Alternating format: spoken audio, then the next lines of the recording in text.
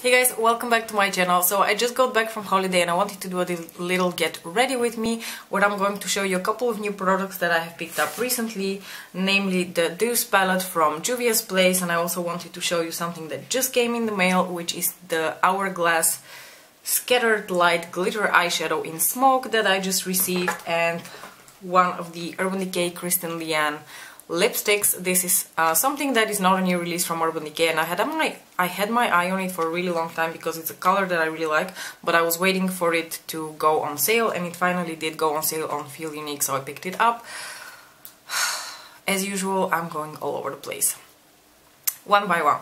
So the first thing I wanted to apologize for, if you see a little like purple line here, it's because I just dyed my hair.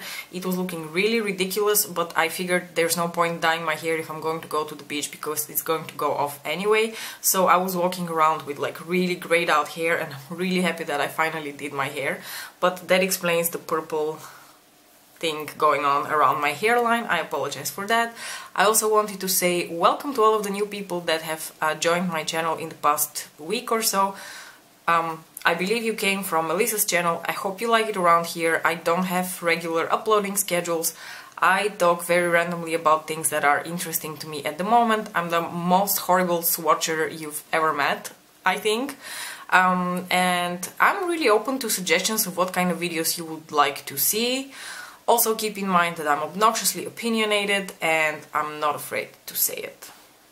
Alright, so I'm only going to mention the products that are new in this video. I'm not going to be talking about all the products that I'm going to use, so that we have time to also chat a little bit about something different. For those of you who follow me on Instagram, you know that I recently made this post about indie makeup and discussing whether the term indie makeup is being used a little bit loosely these days. So I wanted to continue this discussion over here with you because I feel like there is so much more to say, and I wanted to make a few things clear. So like I said, I wanted to continue the discussion that we were having on indie makeup, and I think that's a really interesting discussion, and I wanted to start off by saying that I completely realize that this is a matter of semantics.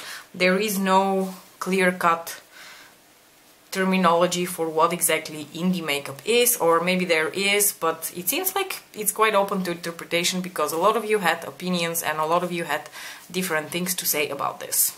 So let me tell you how this whole, me thinking about the term indie makeup started. The thing is, I've been thinking about this for a really long time, ever since I noticed a trend on YouTube in the past, for me personally, like half a year to tops a year, of people, like bigger YouTube people, who talk about indie makeup.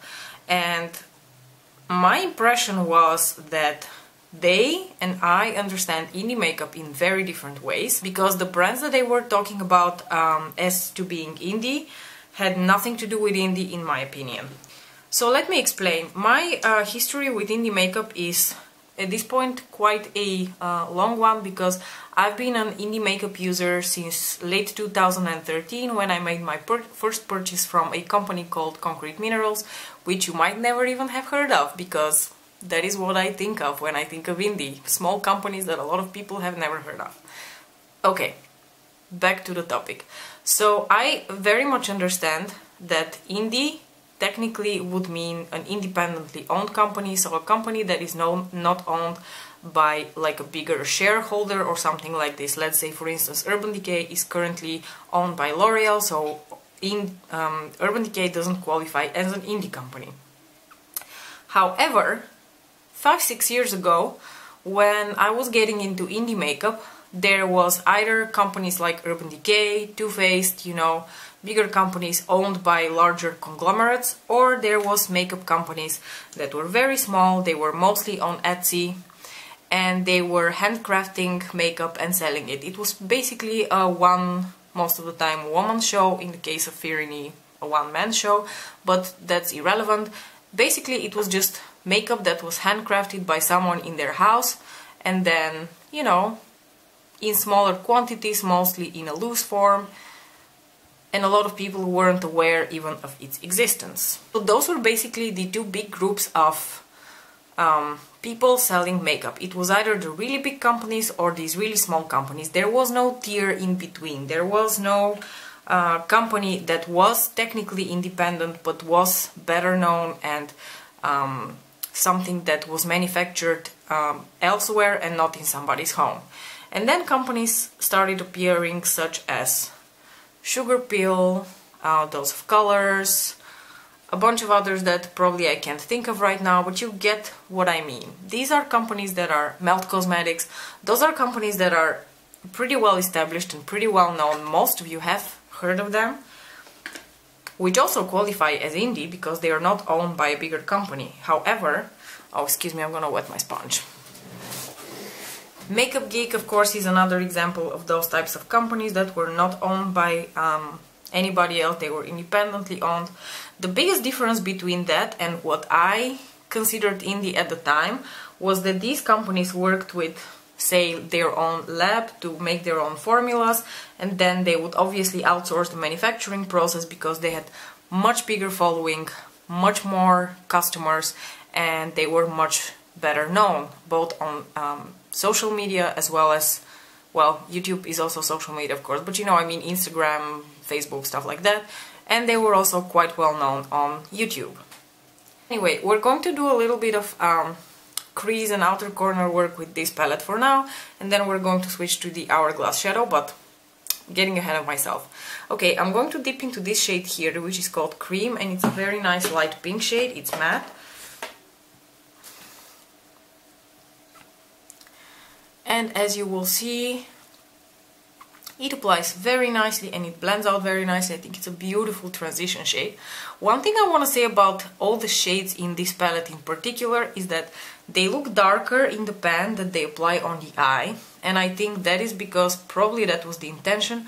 I think the intention for this palette was for the shadows to be a little bit more pastel, a little bit softer, a little bit more like, you know, tasty desserts. That's why it looks like a lot of the shades are darker in the pan than they actually translate on the eye.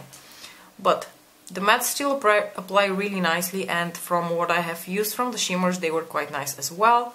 Of course, it depends on your preference in shimmers, but I think they're decent shimmers. I wouldn't say that they're, you know, mind-blowing shimmers and the types of shades you can't get in a lot of other companies these days, but they're very decent, just like with the Magic palette. I personally started getting really confused as to what qualifies as indie makeup when I started hearing about people naming companies like Dose of Colors and even Juvia's Place as indie companies, because to me those were not indie companies, not in the traditional sense of a small one-person owned brand, handcrafted, self-created formulas, which for me is really important. I really think it's very important that, you know, when I buy indie, it's really something that, you know, somebody put the effort into creating the formula, perfecting the formula, making it their own. And of course, I realize that there's only so much that you can do when it comes to eyeshadow formulas. You cannot reinvent the wheel. The ingredients are always going to be the same. They're just going to be swapped around differently. They're going to be in different quantities. Clear. Then I asked your opinion on Instagram, and a lot of you basically said what technically the term indie would imply, which is that it's independently owned. However, a lot of you also said that in their heart of hearts you also feel like indie is the small kind of companies, the true original OG indie brands, the ones that nobody ever talks on YouTube, or hardly ever anyone talks on YouTube, such as, you know, Firini, Shiro, Darling Girl, Notoriously Morbid, My Pretty Zombie, and I can go on and on. And some of you might have heard of these companies, some of you might have never heard of these companies, but to me those are the true indie companies. Everything else, anyone who is being, you know, sold in Ulta or on Beauty Bay and has 200,000 followers on Instagram is not indie. Alright, the next shade I'm going to dip into is this one over here, which is called Crepes. And it's like a very interesting shade. It's like a mauvey, light mauvey, pinky brown. It's definitely not a brown in that, like, the sense of like a true brown eyeshadow. It definitely has like mauvey, pinky tones to it. And I haven't actually used this shade before, so I'm really curious how that's going to apply. Yeah, it's applying lighter than I expected. that's okay, we can deepen it with another shade later on, but I want to just start deepening the outer corner with that shade a bit. I've also noticed that when it comes to indie companies, it seems like companies that offer pressed products tend to be more popular amongst customers than companies that offer loose powder products, because for instance even companies like Luxie and Davina have more followers and they are more well known compared to the, you know, indie companies that I mentioned before that. To deepen my outer corners, I'm going to go into this really dark shade over here, which is called Chocolate, and let's see how deep that's going to look like, because that looks really dark. So I'm going to start with small amounts. Yeah, that is still a pretty dark shade. I have noticed in the past few months that a whole bunch of companies have appeared, which are indie technically because they are like a one-person owned business.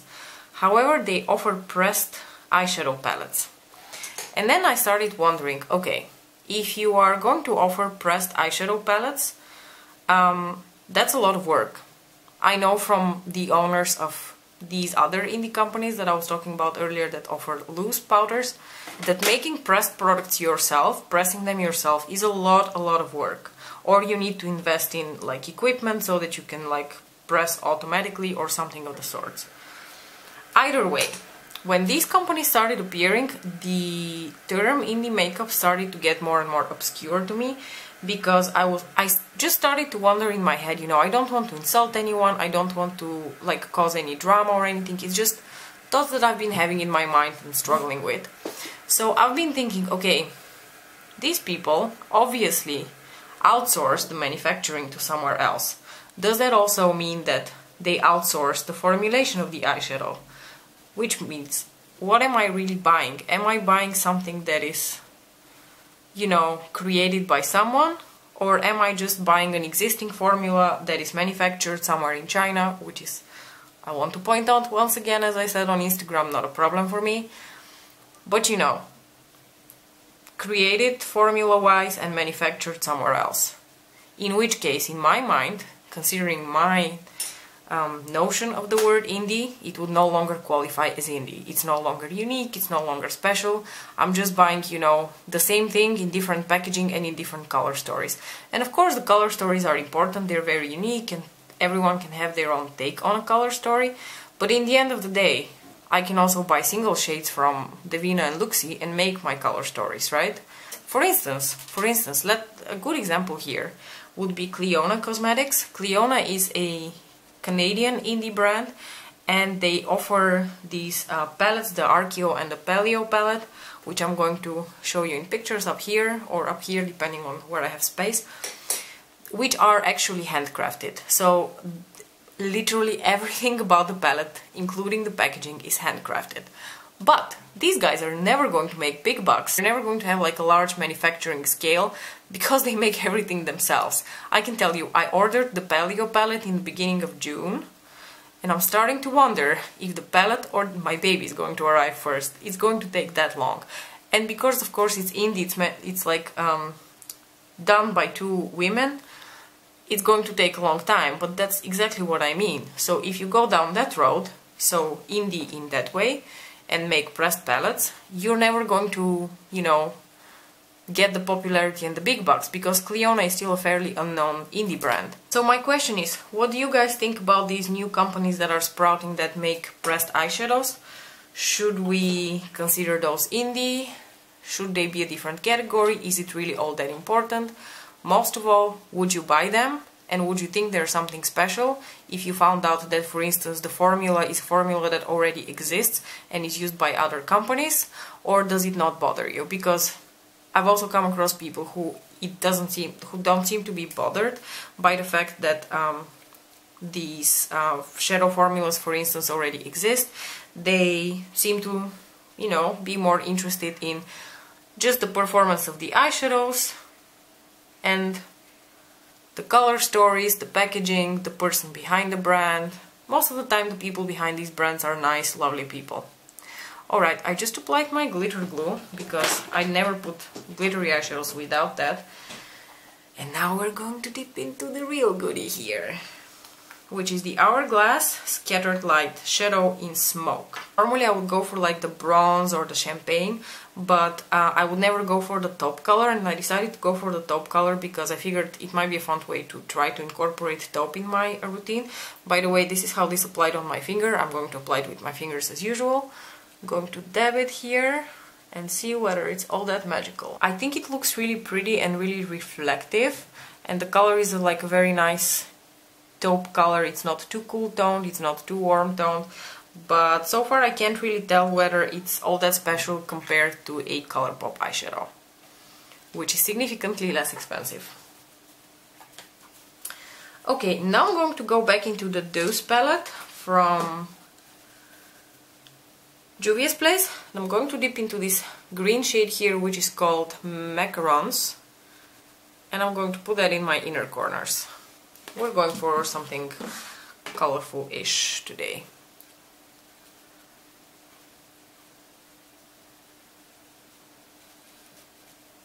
So guys, tell me, does it bother you if an indie company offers pressed eyeshadow palettes that are, you know, pre-existing formulas, or do you really not care?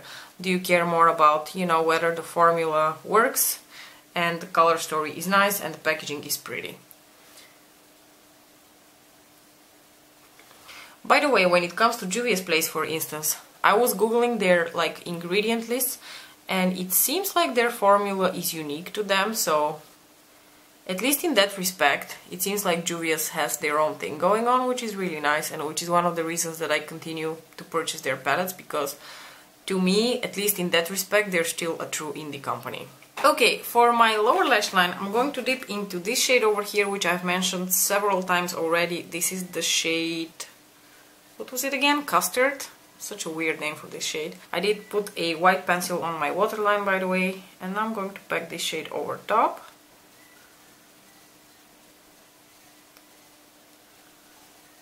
So the other thing that put me on this train of thoughts about indie makeup was the fact that for me personally the uniqueness factor plays a huge role in how much I'm willing to spend on a product. For instance, the Cliona palette, the Paleo palette, comes from Canada and I live in Europe. So for me that eyeshadow palette is going to be quite much more expensive than if you're in North America, because I need to pay more for shipping, I need to pay more for import taxes and customs, and it definitely, you know, makes the palette kind of a luxurious item for me to own. But I decided that because of the uniqueness factor of it, because it's so incredibly beautiful, it's handmade, it's one of a kind, and I would really like to try it, I thought, okay, I'm going to invest in this palette because I think it's worth it. Is that really still the case for, you know, these other eyeshadow palettes that may not be made the same way? Whoops. Another new product that I picked up recently is something from Too Faced. I was hanging out in the Sephora in Sofia and I really wanted to get something for myself, and I kind of grabbed this totally without thinking much. But this is the Too Faced Unicorn Tears bronzer. And I know what you're thinking. This is so childish. How did you fall for this? I must say, one thing that really swayed my opinion is that Too Faced tends to make really beautiful face products. You know, their blushes are my, like the Love Blush blushes are my absolute favorite blush formula. I have other bronzers from them. No, one more bronzer from them, which I also really enjoy, and I think they just make really nice face products, which is one of the reasons I picked this up. And I also thought the packaging is kind of cute. It feels luxurious and weighty, and it doesn't feel like cheap plastic packaging. And then when you open it, it looks like the weirdest thing in the world. So it has a little like print of a unicorn here, which has like a purple pinky iridescence to it, and at first I was like, is that meant to be a highlighter? How am I supposed to use it? The actual bronzer is really beautiful. It has beautiful like warm tones to it, it has a sheen just the way I like it. And let me swatch the unicorn for you as well. So this is how the unicorn looks like. And I guess you could use it as a highlighter, but what I like to do is I kind of like to mix the two, so I kind of swirl my brush into both. And then when you apply the bronzer, you get like the most beautiful, like purpley pink sparkles on your cheeks. And I know it it sounds like it makes no sense and it sounds really stupid, but it works and I really like the effect. So this is something new I picked up that I'm also really enjoying.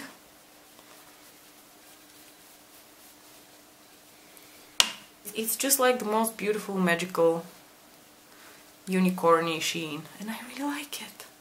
I didn't want to mention the names of any specific brands when it comes to those new brands that make eyeshadow palettes, by the way, because I don't want to cause any controversy or make any accusations that are unfounded or disproven. I can't prove anything of, you know, what I say other than searches for ingredients lists and stuff like that.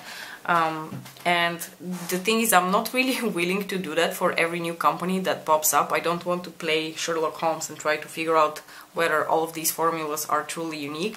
But you know, I did try this exercise for a couple of them, and for some of them I was left with the impression that they might be the same as, say, like Morphe or Sedona Lace or Coastal Sands, or, you know, shit that's private labeled and not very unique. Right, for highlighter I'm going to take something new that I have from Luxie, which is this beautiful like peachy pinky highlighter. It's called Goddess, and I'm curious how that's going to look like on my tan skin. Oh, that's really pretty. I like the formula of Luxie's highlighters. The formula of Divina is a little bit smoother. That's the other like indie that I really enjoy the pressed highlighters of. So in terms of like the texture and the sheen, I feel like Divina is just slightly smoother, but I do feel like the Luxie one is also really, really nice. And I really like this color. I was a little afraid it might be too dark for me, but it's not. Alright, and the last product I wanted to try together with you is this Urban Decay lipstick with in collaboration with Kristen Lian. Is the shade Cloud 9, which, if you didn't know, is a beautiful purple shade. And oh, the packaging is not what I expected it to be. Okay, this is the packaging. It also comes in this beautiful like purpley cyclama orchid type of color, and the actual shade is this gorgeous purple shade. And I got the impression from a lot of other people that for a purple lipstick this has a really, really nice formula, and I really like purple lipsticks, and I do have a couple of others from Urban Decay. I have Jawbreaker, but Jawbreaker doesn't have my favorite purple lipstick formula, so I'm kind of hoping this one is a bit like Jawbreaker but better.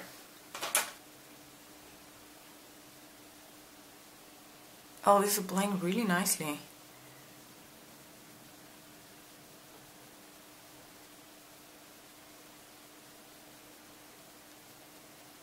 What formula is this? This is a Comfort Matte, okay.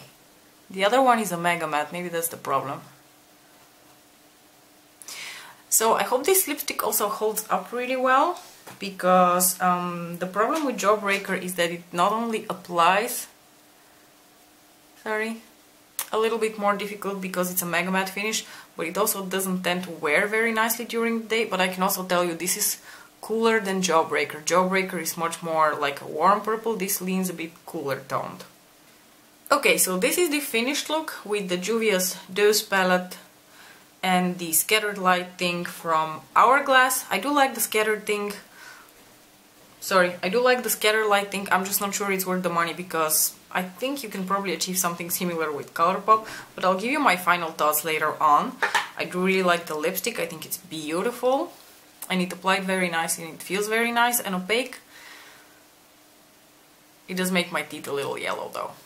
Okay, doesn't matter. I think with this I'm going to conclude this Chetty Get Ready With Me video, because I'm going to head out. Let me know what your thoughts are on indie makeup and where you think you stand on the whole situation with what should we call indie, should we call everything indie, what should we do with these brands that are coming out offering eyeshadow palettes that may or may not be indie. I'm very curious what you think. Thank you so much for watching. Don't forget to like and subscribe, and I will see you in my next video. Bye!